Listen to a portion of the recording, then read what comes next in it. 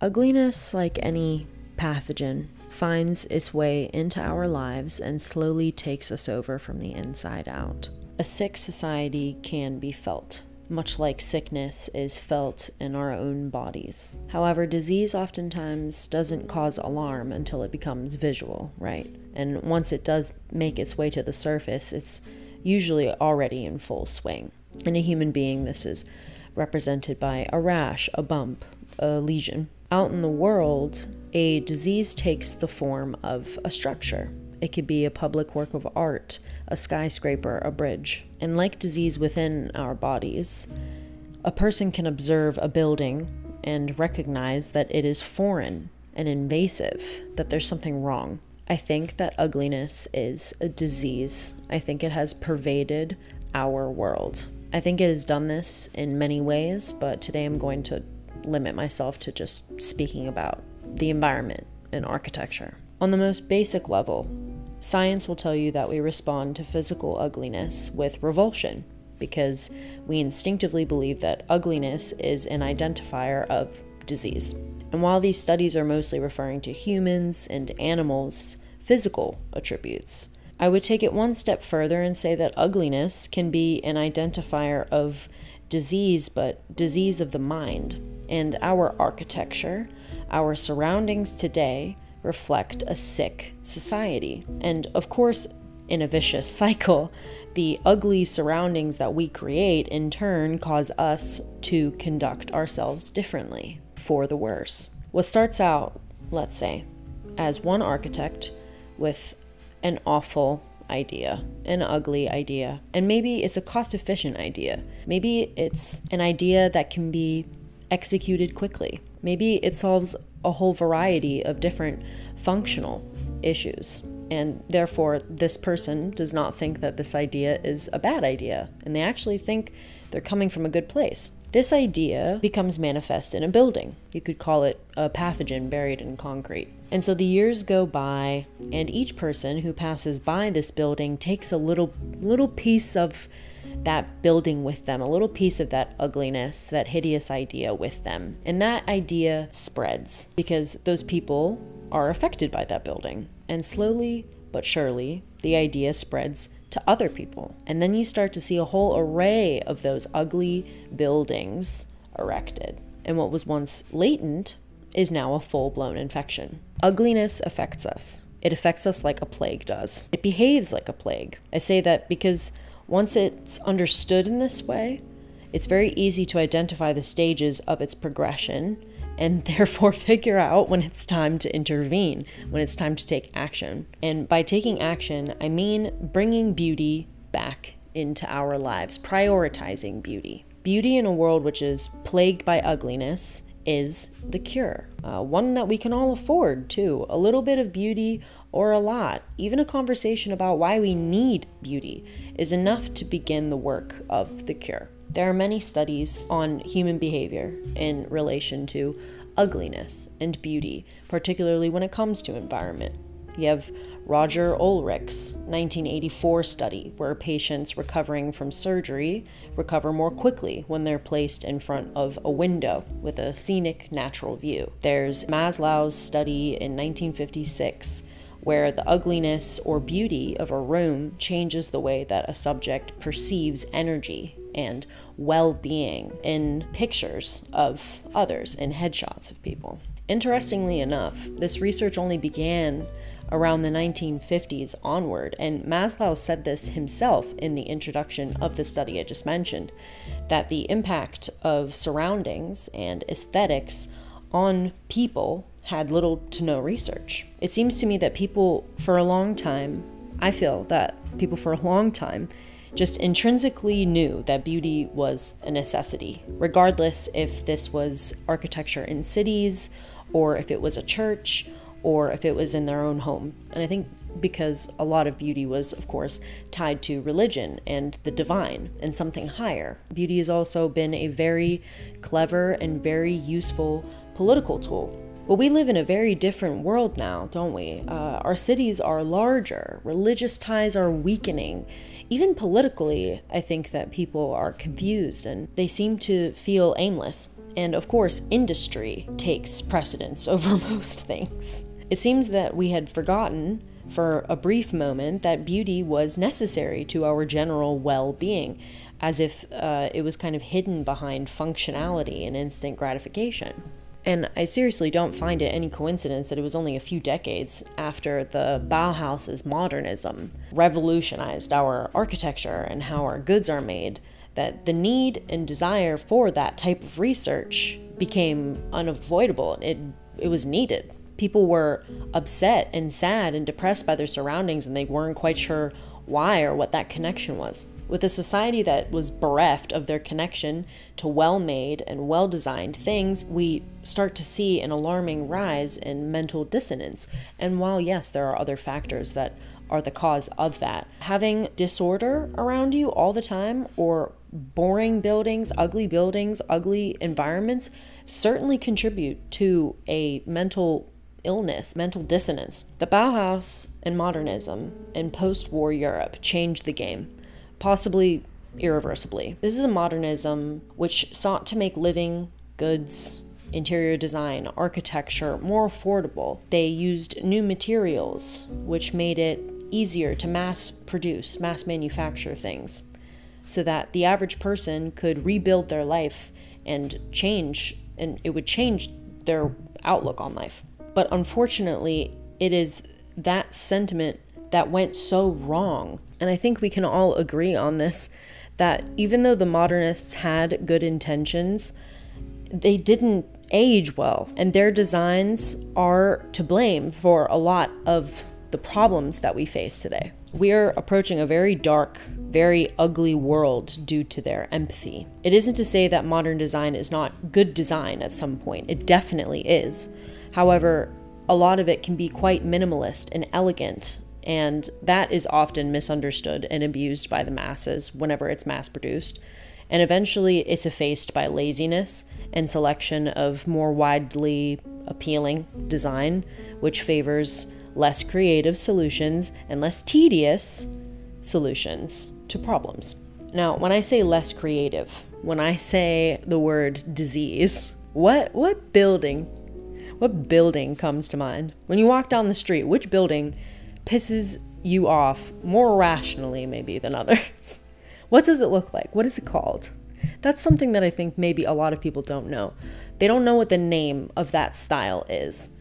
And there are a few names for it, but one that's quite popular is developer chic. We're talking about those housing complexes that seem to have popped up all over, which have notoriously made it difficult to tell which city you're in because they're all the same. Developer chic is used to describe this really awful trend in architecture. It's a term that was coined by Kate Wagner. She's the famous author of the McMansion Hell blog, and if you've never looked at that, you're missing out. It's so funny. But yes, that is the phrase that I'm going to use to represent that style, although I even disdain to call it a style. This breed of building is an unprecedented, malignant invasion on all that we hold dear. Now, it's not even that these buildings, larger or smaller versions, variations of them, are even hideous or something. The problem with them is that they are awfully boring. Under the category of ugly, I feel boring is a clearly defined subdivision. Beauty has always been something which stimulates us. Beauty is life-affirming, thrilling, incomprehensible. It takes many forms. That's why it inspires us to be better people. It inspires us to get out of bed, saves many of us from mental illnesses. It surprises us. It gives us hope for a better world. Of course, boring doesn't do that for you. Boring is a flat line. Monotony, predictability, loss of interest, loss of hope. It is for this reason that I believe that boring surroundings within the category of ugly cause us great harm. Boring is a strain of dangerous disease. Boring is often called harmless, so it's left unchecked, like many diseases.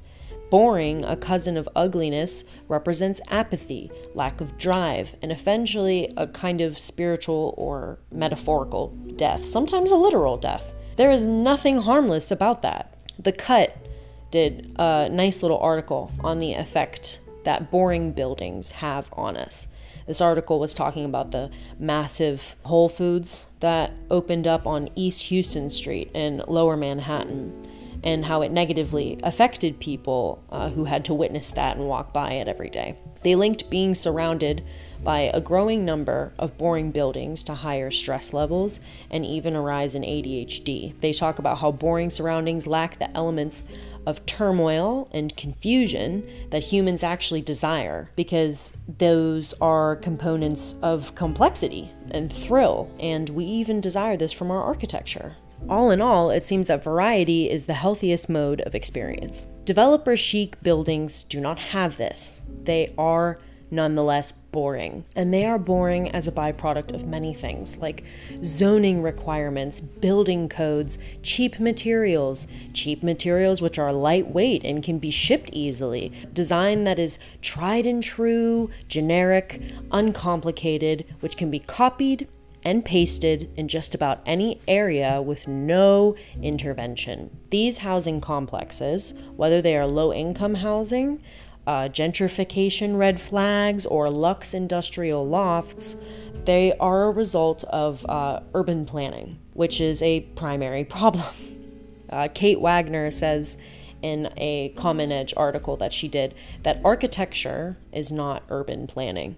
So these buildings look the way that they do and have a negative effect on us due to the fact that they are a result of urban planning, whose priorities are a reaction to housing issues, financial problems, and growing populations. So each construction's only goal is really to house people, to do it cheaply, efficiently, quickly, which inevitably sounds like a band-aid fix to a much larger problem. And when buildings with this criteria become more and more prominent, they start to communicate something verging on nihilistic. If developers, in the face of a humanistic problem, continue to produce buildings that make us feel depressed and stressed, which are made cheaply and designed to be temporary, buildings which clearly have no appeal to our desire for beauty, what can that possibly say about the direction of our world, of where we're going? We, as a society, will start to adopt the sentiment which these buildings communicate. What is that sentiment? It can be said as why even bother? Just whatever. I guess that'll do. That's fine. Is that the sentiment? That's what you want your buildings to look like? That's what you want your buildings to communicate? Because that's what they're doing. This is what they scream at us all the time. It is verifiably anti-human. This lack of effort, this disposal of excelsior, which we should be known for as human beings, as animals. It's because of this that I even hate to call developer chic an aesthetic.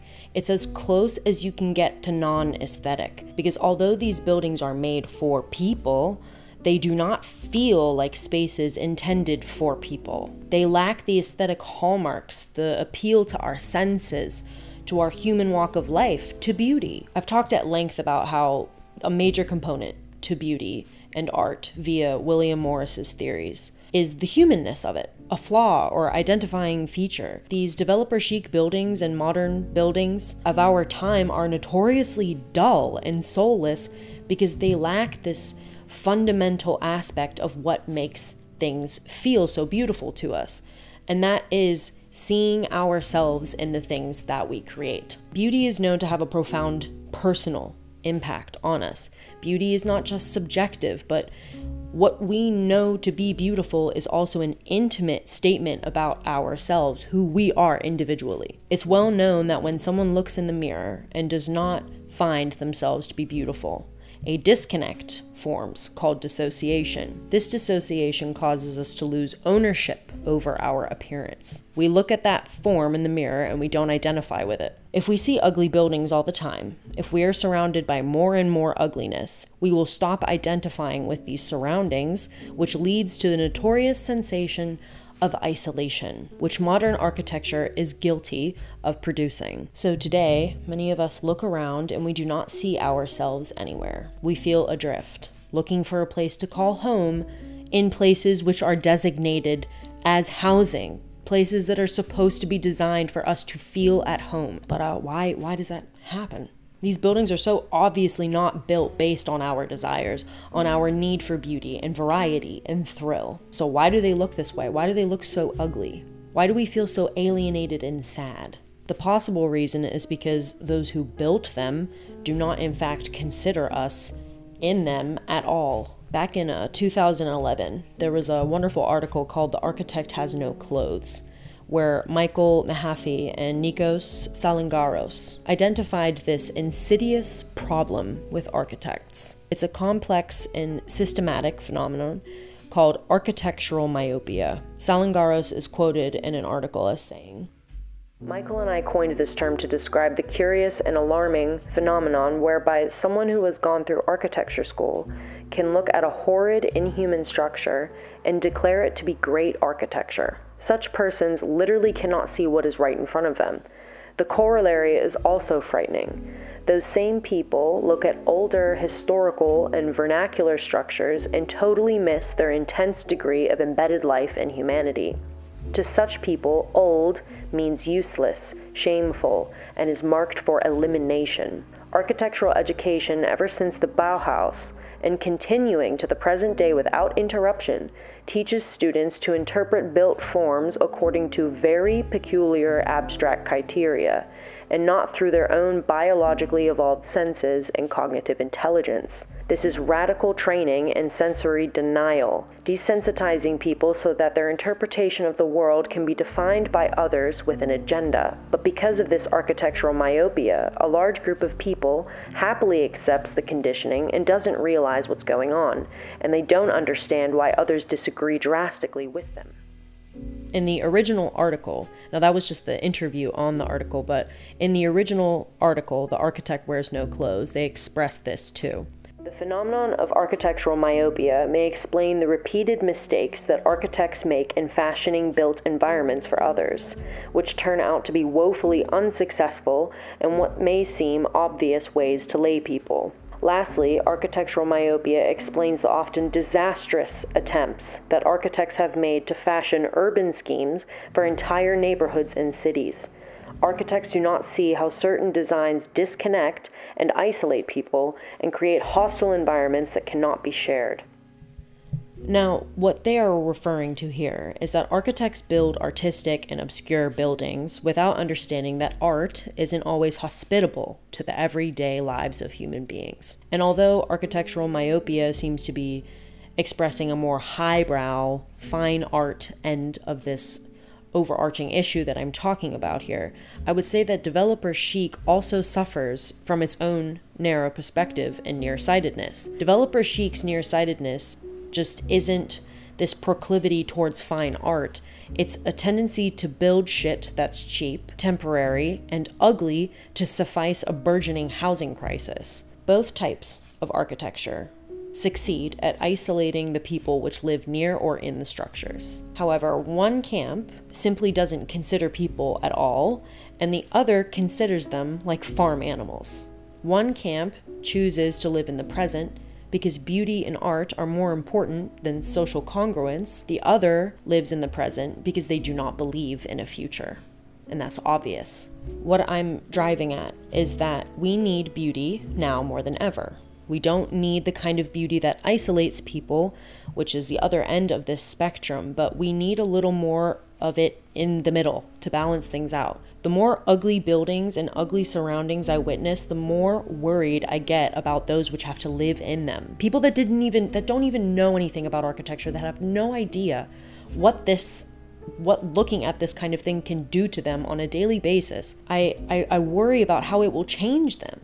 How much longer will they live before they come down with a case of the blues, where they're just so diseased enough to even ask what the point of it all is? Because I hear this in conversation with people all the time already, and with young people. A society that rejects beauty because it's too much effort is doomed. And with all of the diseases over the centuries that have taken the lives of billions of people, trillions of people, due to the lack of no known cure, I sure hope we can lift up our head to realize that the cure is right there in front of us, ready to be taken. Beauty is waiting for us. we need only reach for it.